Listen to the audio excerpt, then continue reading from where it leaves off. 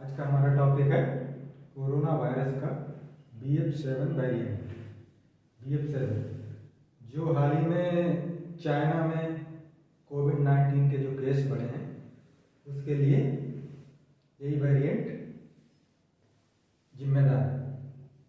इसी वेरिएंट के मामले बताया जा रहा है कि BF7 जो है वो चाइना में जो कोविड-19 के केस बढ़ रहे हैं वो BF7 के कारण ही बढ़ रहे हैं, वो उसका BF7 वेरिएंट है।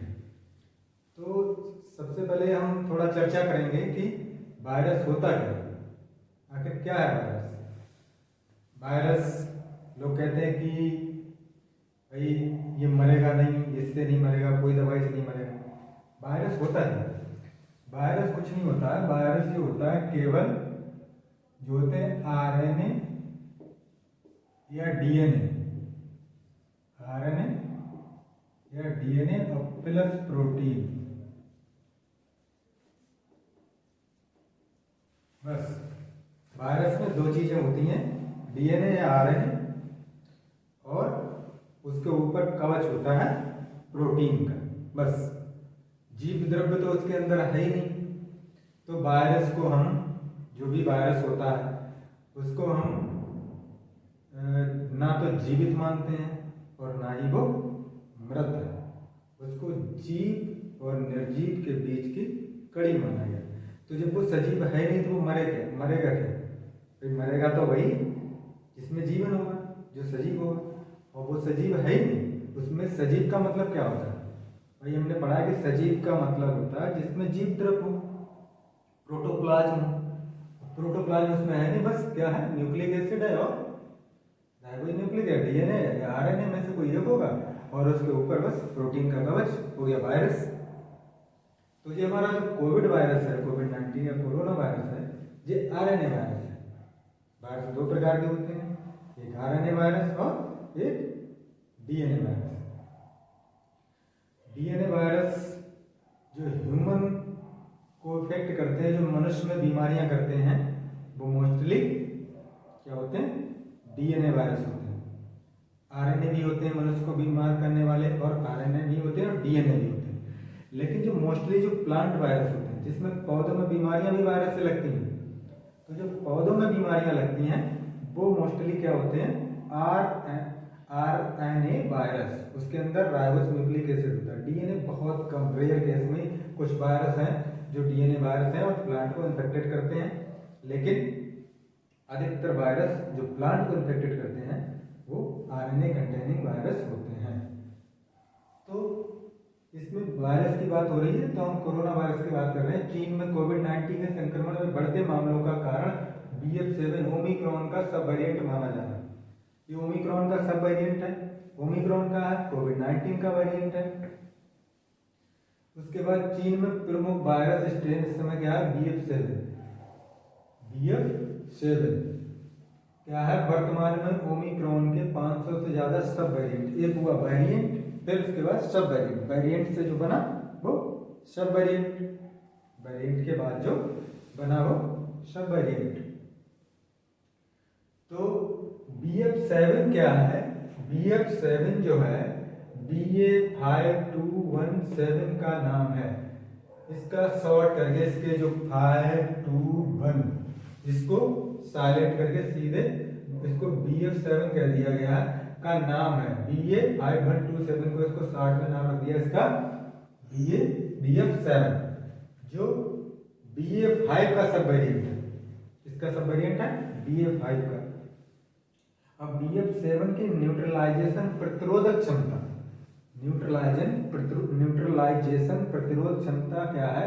जो मूल वायरस था कोविड-19, वो क्या था? D614G, जो मूल वायरस था उससे 4.4 गुना ज्यादा है।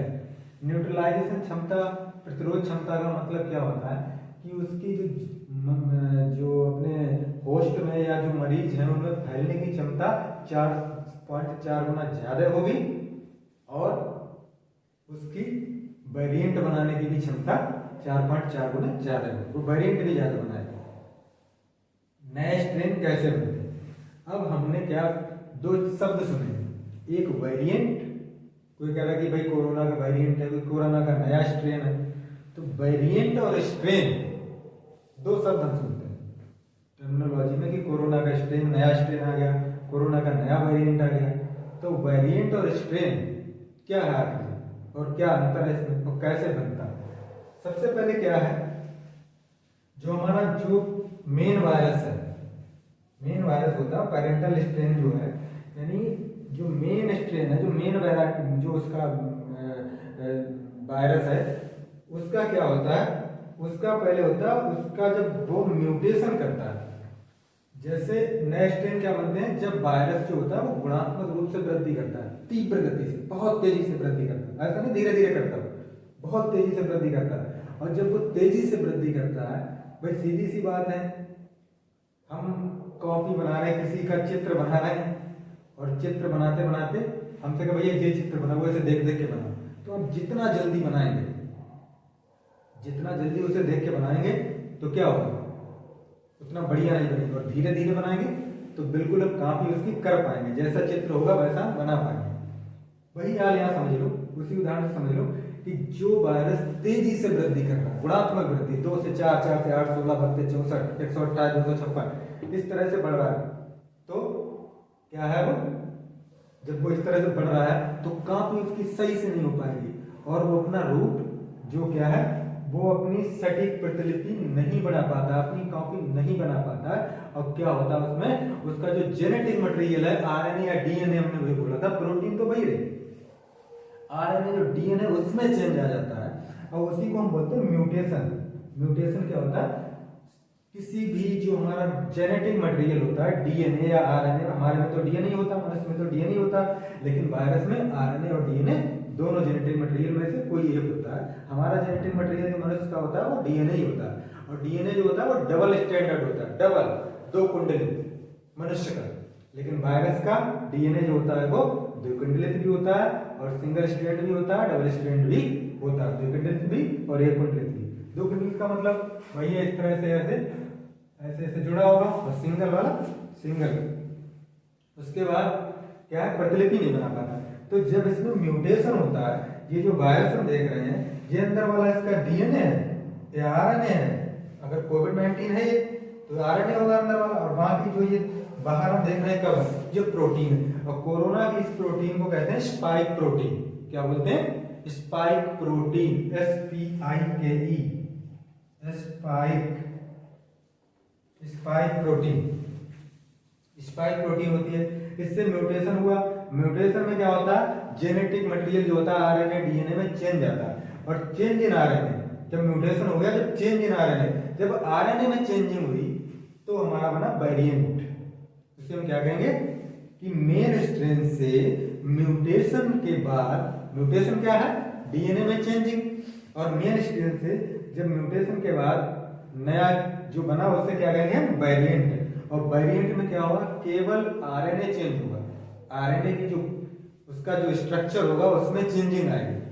वही जो वेरिएंट है उसमें चेंज आरएनए है, इसी के बाद अगर और चेंजिंग के बाद क्या हो जाता है, change in RNA and behaviour.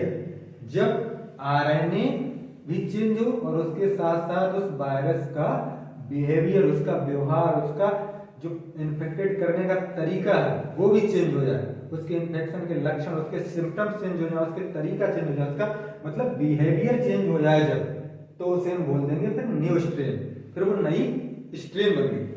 जब तक उसका बिहेवियर चेंज नहीं होता, केवल जेनेटिक मटेरियल चेंज होता है, केवल आरएनए चेंज होता है, तो उसे हम कहते हैं वेरिएंट। और जब वेरिएंट के बाद जब change in RNA and behaviour both, दोनों में परिवर्तन होगा, आरएनए और बिहेवियर में दोनों में परिवर्तन होगा, तब हमारी नई स्ट्रेन बनेगी। समझ में आया होगा कि सबसे पहले पैरेंटल स्ट्रेन, इससे म्यूटेशन हुआ, म्यूटेशन होने के बाद हमारा वेरिएंट बना, वेरिएंट में क्या है, चेंज इन आरएनए में चेंजिंग हो गई, और आरएनए में चेंजिंग होने के बाद जब इसमें और परिवर्तन होता है, इसका बिहेवियर भी चेंज हो जाता है, तो उसे हम न्यू स्ट्रेन कहते हैं। स्ट्रेन मतलब हो गया चेंज इन आरएनए और बिहेवियर दोनों में चेंज होगा तो हम स्ट्रेन कहेंगे, और केवल आरएनए में चेंज होगा तो हम उसे वेरिएंट कहेंगे। और अब हम आते हैं ह्यूमन के वायरस जो होते हैं, बहुत सारी बीमारियां वायरस से होती हैं, जो कोविड-19 हो गया, इन्फ्लुएंजा वायरस होता है, तो ये क्या होते हैं, ये आरएनए वायरस होते हैं। हमारे ह्यूमन में डीएनए वायरस भी है, जैसे डीएनए वायरस में हमारा हर्पीस वायरस हो गया, स्मॉल पॉक्स होती है, हर्पीस होता बड़े बड़े उसमें दाने शरीर में निकल आते हैं, और स्मॉल पॉक्स जो होती है वो भी डीएनए वायरस है। उसके बाद होता है एक हेपेटिना वायरस, हेपेटिना मतलब हेपेटिना वायरस किससे, जिससे हेपेटाइटिस ए बी सी वाली जो कैटेगरी है, हेपेटाइटिस वाली जो कैटेगरी है उसको हेपेटिना वायरस की कैटेगरी में वो आता है, और वो भी हमारा डीएनए वायरस है। तो हमने जाना कि जो ह्यूमन को इन्फेक्टेड करते हैं वो डीएनए और आरएनए दोनों प्रकार के होते हैं। प्लांट को इन्फेक्टेड करते हैं वो मोस्टली आरएनए होते हैं, लेकिन रेयर केस में डीएनए वायरस भी हो सकते हैं। तो ये है हमारा कोरोना वायरस का BF7 के वेरिएंट के बारे में जाना हमने। ठीक है, बहुत बहुत धन्यवाद।